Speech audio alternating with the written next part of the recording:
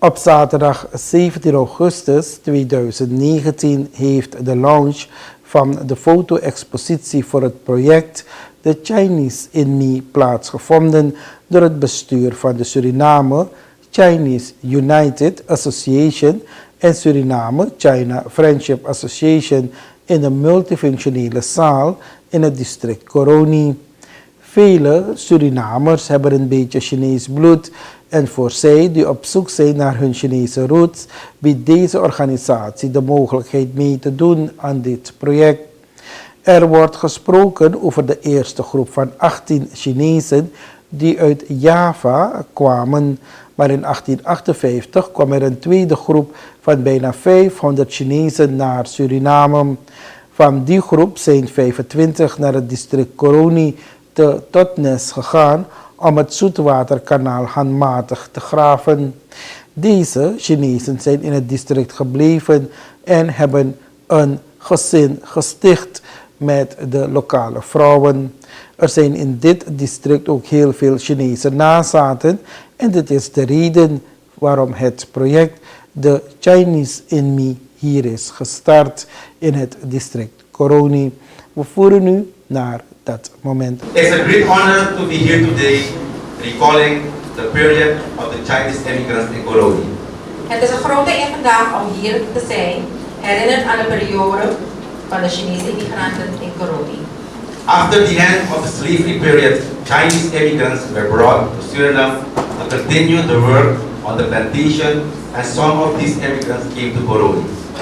Na het beëindigen van de slavenperiode werden Chinese immigranten naar Suriname gebracht om het werk op de plantage voor te stellen.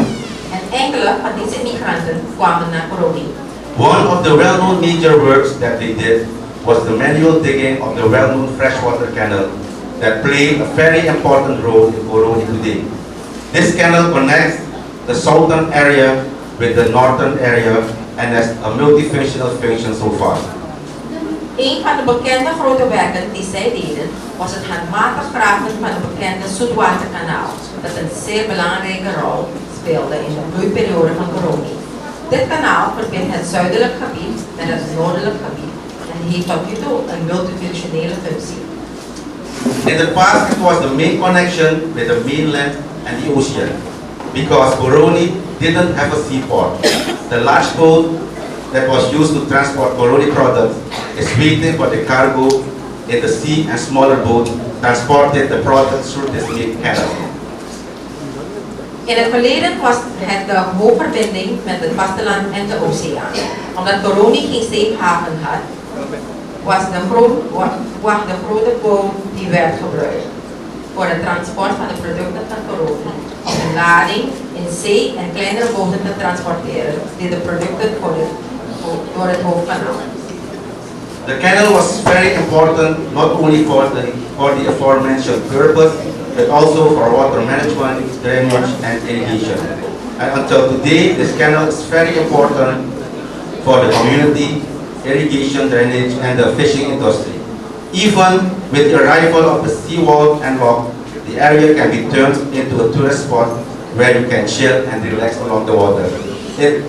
It can become a small Qingdao, a famous island in China. That's why our wish is still standing to set up a monument in this area in memory of the group of 25 Chinese immigrants who set foot in the district in 1858. Niet alleen voor het bovengenoemde doel was het kanaal erg belangrijk, maar ook voor het waterbeheer, de afwatering en irrigatie.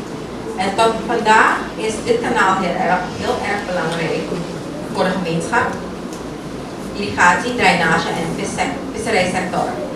Ook met de komst van de zeedijk en schutsluis kan de omgeving tot een toeristisch plekje gemaakt worden waar men langs het water kan chillen en relaxen. Het kan een kleine Qingdao worden, een bekende eiland in China. Vandaar dat onze wens nog steeds overeind staat om in deze omgeving een monument op te zetten ter nagedachtenis van de groep van 25 Chinese immigranten die voet aan wal zetten in 1858. The immigrants were not only hard workers, but also very fertile, vruchtbaar. niet alleen de bodem van Coronie is kwetsbaar, ook de Chinese immigranten waren kwetsbaar. Because they left many offspring and they had adopted them legally.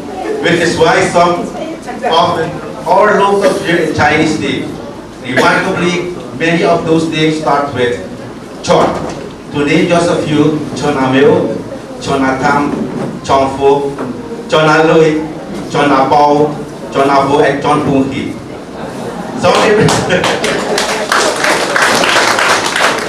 De immigranten waren niet alleen harde werkers, maar ook zeer vruchtbaar. Ze lieten veel nakomelingen achter en ze hadden ze ook wettelijk geadopteerd. Vandaar dat een deel van onze lokale bevolking een Chinese naam draagt. Opmerkelijk is dat vele namen van die namen beginnen met Chon. Om maar een paar te noemen: Chon Ameo, Chon Atam, Chon Fo, Chon Aloy, Chon Apao, Chon Apo, en Chon Punghi. Some immigrants left Coronie and some were left as thriving businessmen. We are very grateful to the Chinese immigrants for leaving us something that we still benefit from and will continue to do so for a very long time. Sommige immigranten verlieten Coronie en sommigen bleven achter als bloeiende zakenlieden.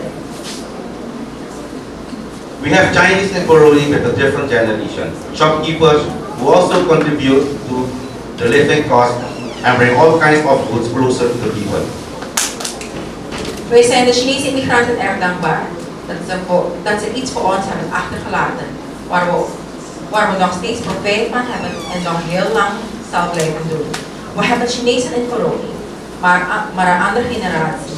Winkeliers die ook een steentje bijdragen aan de levensonderhoudskosten en brengen allerlei goederen dichter bij de mensen. De Chinese groep is na de Maron en de inheemse groep de oudste groep in Suriname. En de eerste Chinezen die naar Suriname kwamen, zoals eerder ook aangegeven, zijn hier in Coronie te werk gesteld. De Chinees die hier voet aan wal heeft gezet. Ze hebben geen vrouwen meegenomen.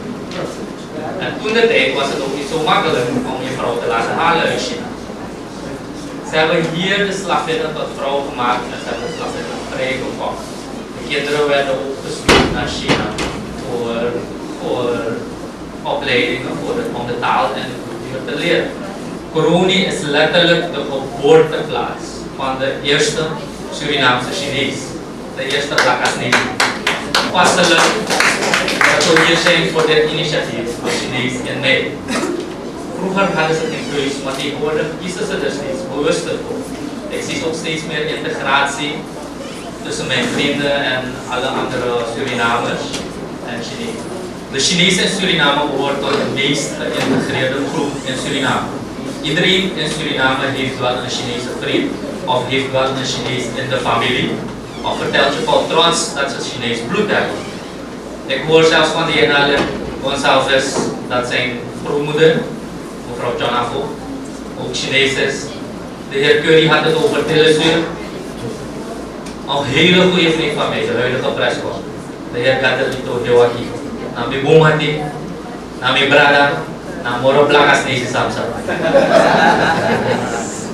Toch hoor je dat de Chinese cultuur in Suriname een gesloten cultuur is en dat ze niet willen integreren. Als je de Chinees kent, dan weet je dat ze juist willen integreren. Chinezen houden niet van jubu jubu, de Noroba jubu jubu. Ze willen niet opvallen. Het probleem is dat de Chinese cultuur zoveel verschilt van de westerse cultuur. En voornamelijk de taal, want als je beseft, ze hebben geen alfabet, ze hebben Chinese karakters. Maar tegelijkertijd, zo moeilijk als het is voor u om Chinees te leren, zo moeilijk is het ook voor de Chinees om een westerse taal te leren, om het alfabet te leren. De Chinees in Suriname wil integreren, de Haitiaan wil integreren, de Braziliaan wil integreren. Iedere immigrant wil integreren en niemand wil een buitenbeentje zijn. En het enige dat ze vragen is om ze een beetje tijd te gunnen om te kunnen integreren, want het duurt precies 1 generatie. De kinderen van de Chinees, van die immigrant, die gaan hier naar school. Die gaan hier met dezelfde Surinaamse kinderen naar school. Ze leren de Surinaamse cultuur. En na een generatie zijn ze ook Surinamers. De Chinees is gekomen naar Suriname om zich te vestigen. En heeft een grote bijdrage gehad in de economie, in de cultuur van Suriname. Vooral de detailhandel kennen we, de kleine handel, en dat is de backbone van de economie. De winsten worden echt niet weggedragen. Iedereen klaagt erover dat de winsten worden weggedragen, maar tegelijkertijd zien we allemaal grote gebouwen. Dat zijn allemaal dingen die hier worden geïnvesteerd. Dat zijn niet gebouwen die ze nu weer gaan meenemen. Omusnezi en Misamoy zijn een begrip in de Surinaamse cultuur. Vele politici, artsen, ingenieurs zijn voortgekomen uit deze groep. De Chinese invloed is niet weg te denken uit onze cultuur, uit de Surinaamse cultuur, en zeer evident is ook aangegeven door meneer Lee, de ambassadeur, de Chinese keuken, de invloed van de Chinese keuken in de Surinaamse cultuur. Er is gesproken over Chow Mein, Chow Fan, geroosterd laks, gevulde sopropop, bijvoorbeeld. De landen in de regio, die kennen deze gerechten niet. Dat is een unicum vanwege het feit dat wij de grootste concentratie Chinezen en Indonesiërs hier in deze regio hebben. En dat is een grote bron voor ons voor culinaire en culturele toerisme. Maar onbekend maakt onbemind. En daarom moeten we vooral blijven communiceren en vooral leren van elkaar. De Chinezen leren van ons en wij kunnen net zoveel van ze leren. Vooral het harde werken. Dus soms denk ik echt dat we hier in dit land zo vreselijk verwend zijn als ik het zo zie. En ik zei het al, iedere immigrant wil integreren. Suriname is uniek in deze dat we met zoveel verschillende volkeren in harmonie met elkaar samenleven. De ambassadeur heeft het aangehaald, de heer Curry heeft het aangehaald. Veel mensen kennen China van CNN, van vroeger, van de westerse media, waar er wordt gesproken over hongersnood, waar er wordt gesproken over goedkope arbeid dat wordt uitgebuit en over allemaal vervuilde industrieën, etc. Maar vandaag de dag is China een wereldmacht. Want China is niet meer de China die wij verkennen. De goedkope arbeid is nu getransformeerd naar skilled labor. De corruptie is flink aangepakt. Het land werkt aan armoedebestrijding om het geheel uit te bannen per 2020. Het is het derde land dat een raket naar de maan heeft gestuurd. En China is nu een voorbeeld voor de wereld. We sturen ambtenaren jaarlijks naar China voor trainingen, voor cursussen. En wanneer ze terugkomen zeggen ze nog steeds, minister, ik wist niet dat China zo ver vooruit was.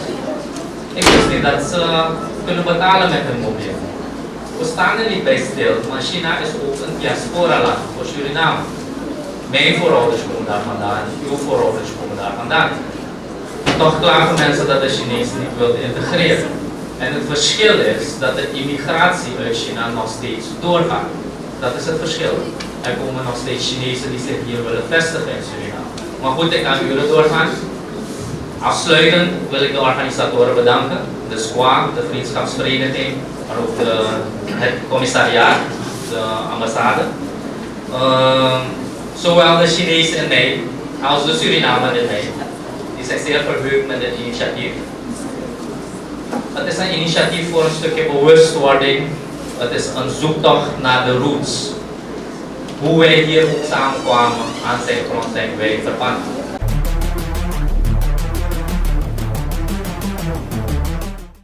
De 30-jarige Rias D.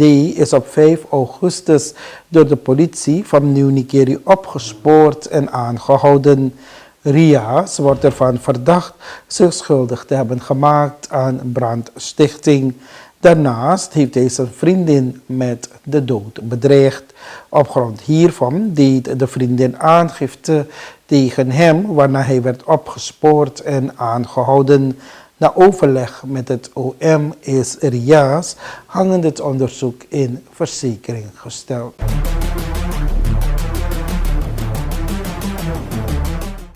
En dit was TVN Prime Alert van dinsdag 20 augustus 2019. Heeft u nieuws, dan kunt u bellen, sms'en en of appen op het telefoonnummer 87-4x93,